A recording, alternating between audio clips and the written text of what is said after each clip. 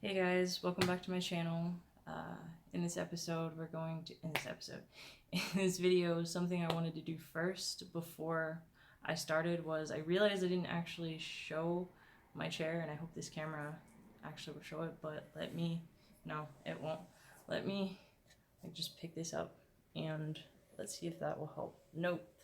Alright, I got a better idea. Let me transfer over to a different chair and then I will show my chair, because technically I could have been just lying and saying I was in a chair. I realized, and I just don't think of myself as being in a chair that much, so we're going to attempt to actually transfer while I hold this camera. We will see how that works. Actually, I may just have to set it, I'm just gonna set it down and then I will transfer over. Okay.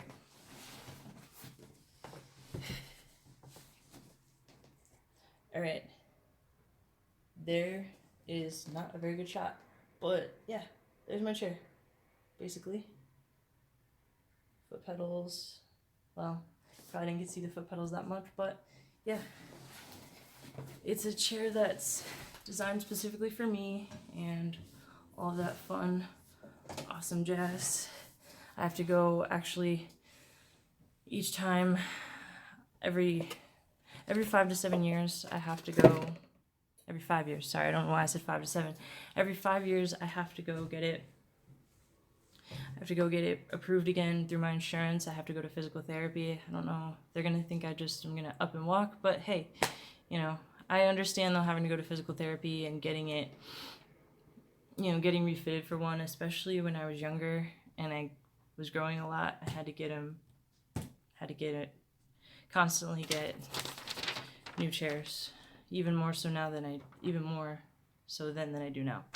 Anyways, getting to the point of today's video, this is going to be part 1 of a 2-part series where I'm going to react to myths about people with disabilities. I found these myths on a website. I forget which website, but you could just Google search probably myths about people with disabilities and find it. So there's 7 in this first video and then 7 in the next video. So the first myth is that people with disabilities are brave and courageous. I can see where people would think that we're brave and courageous because it seems like we have a lot harder of a life than people that don't have disabilities, but I don't see it that way. I just see it as we're living our lives just like every other person does, and just like non-disabled people do. So I don't really see it as being brave and courageous. I just see it as doing the daily things we have to do, but just doing it differently. That'd be like asking somebody who can walk, or telling someone they can walk, that they're brave and courageous. You wouldn't say that, for just living their lives. You wouldn't say they were brave and courageous. So that's the first myth. The second myth is all persons who use wheelchairs are chronically ill or sickly. No. You can't say that about everyone in a wheelchair. Now, that's not to say that some people in wheelchairs are chronically ill. That could be true, but not everyone. I know I am not. I am pretty much perfectly healthy other than being in a wheelchair, and I do have a couple other conditions that I may talk about in later videos, but they don't really have to do with being in a wheelchair. I only have maybe about 1 or 2 other things medically that have to do with me being in a wheelchair. Next one is wheelchair use is confining. People who use wheelchairs are wheelchair bound. That also is definitely false, at least for me. Maybe some people in wheelchairs are more wheelchair bound than me, but I drive, I transfer out of my chair to get a shower, into the bed, really anywhere I want. Now that I know how to transfer, I can pretty much do whatever I want, and I go anywhere I want, go to the store, hang out with friends. Yeah. Next one is people with disabilities are more comfortable with their own kind. Now, I know that again may vary from person to person, but you can't assume that everyone with a disability is more comfortable with their own kind. I know I am not. I'm actually more comfortable with people not of my own kind because I feel like I don't get quite as many stares. I probably still get stares. Actually, my friend told me I do get stares in the mall, but whatever. I don't really care. I don't pay attention. I don't notice it. So I'm more comfortable with people. I try to lead as normal of a life as possible, or whatever you would consider normal, just what everybody else does. I did have a group when I went to college. I went to Wright State the first time I went to college, and I did have a group that I hung around with. We were all in wheelchairs, but to be fair, the disability community at Wright State's pretty large, so there were a lot of people in wheelchairs, and I met them before at this summer camp though, so it's not like I just met them right when I got to college. I had previously known them before I enrolled, so I just felt more comfortable with them because they were familiar faces. The next one is non-disabled people are obligated to take care of people with disabilities. I mean, in my opinion, no one's obligated to do anything. Some people may need more care than others. Some disabilities, some people with a certain disability might need more care than others, but still nobody is obligated. No non-disabled person is obligated to help someone with a disability. I know in my case, I pretty much need no help. I live alone and I don't have really any help. If I ask for it, I'm sure I could get it, but I don't. I prefer to just be as independent as possible. So, no, not everyone needs the help, and most certainly non-disabled people are not obligated. I feel like that's something that a lot of people may think, is that, well, this person looks like they can't do things like other people can, or they look like they need help, so I'm obligated to help them.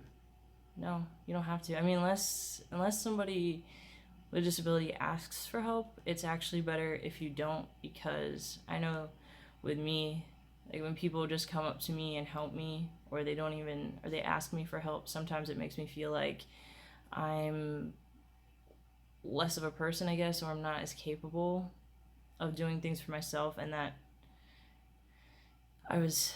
really kind of messes with my pride, I guess. It's a pride thing for me, and also I was taught to be very independent when I was young, so I'm just used to doing things on my own without any help. But if I do get in a situation where I find I really do need help and I can get something done faster with help, then I will ask for help. The next one, curious children should never ask people about their disabilities. This myth is definitely one that I agree with, or I disagree with so much. I believe that curious children should ask people, even curious adults should ask people about their disabilities. We do not mind people asking us questions. We actually mind it more when you don't ask questions and you stare at us than if you ask us questions. It's just better to ask questions. I actually experienced this one time at a mall. I think it was at a mall. I was in the restroom and this mother and her daughter came in. Her daughter looked about 5 or 6, and she started asking me questions, and the mother apologized to me, and I was just thinking to myself, no, it's good to ask questions about something that isn't the normal, so that way you can get you can broaden your horizons, and also that way the child, because children are non-judgmental for the most part, and so then when they grow up, they're going to be non-judgmental, versus if they don't know, they're going to grow up and be the adults that stare. So I absolutely think that children and anyone and everyone should ask any questions they may have. And finally, the last one, the lives of people with disabilities are totally different than the lives of people without disabilities. That is definitely not true. Yes, they may do things differently. They may approach things differently in their day-to-day activities, but they don't do things totally different. I think some people may think that people with disabilities, all they do is go to doctor's appointments, live at home, take care of their disability 24/7, and that's just not true. That would not be a great life to live, just because For instance, just because I am in a wheelchair, would not want to just sit around and do nothing. I know some people who do, but to me, that's not a life. I don't want my chair to stop me from living the life that I would normally live. So, yeah, I go to the grocery store, do my own laundry, clean my apartment, just like everyone else would. Go to school, work, just like everyone else would. So, yeah, that myth is definitely not true. But anyways, I hope you guys liked part 1 of this part 2 series. And if you liked it, be sure to give this video a thumbs up and subscribe and comment if you have something you want me to do or a question you want me to answer. And yeah, and look out for part 2 in probably, I don't know, maybe tomorrow, hopefully. If not, then the next day. And thanks for watching. Bye.